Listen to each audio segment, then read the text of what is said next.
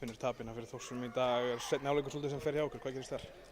Já, við bara í raun og veru kostuðum boltanum frá okkur á stuttukafla trekk í trekk. Þeir voru svo sem að gera á móti líka en við hættum bara að spila liðsbolta og já, en eins og fór bara allir vindur úr okkur hana.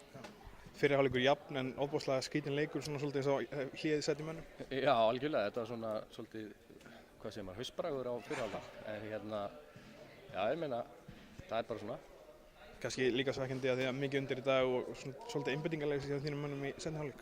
Já, rosalega mikið undir í dag og við gerum okkur alveg grein fyrir því og já, bæði einbeitingarleysi og bara skortur á sjálfstrausti náttúrulega. Við erum náttúrulega í næsta sæti og við erum að skjóta náttúrulega sögulega illa, við erum að skjóta 12% í þriggja heimavelli. Það er náttúrulega, það er bara ekki verið þryggjast nýting held ég, sem hefur verið í úrsteld sko.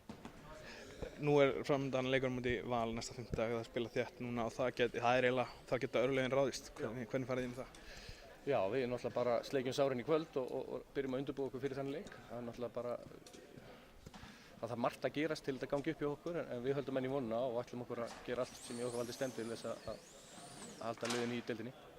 Menn ekkert að missa trúna þáttur svona tapis eitthvað? Nei, það er engin ástæða til þess. Við erum búin að vera það lengi í þessu og byrjum að spila í október og það er heldur súrt að við ætlum að fara að gefast upp núna, við gerum það ekki.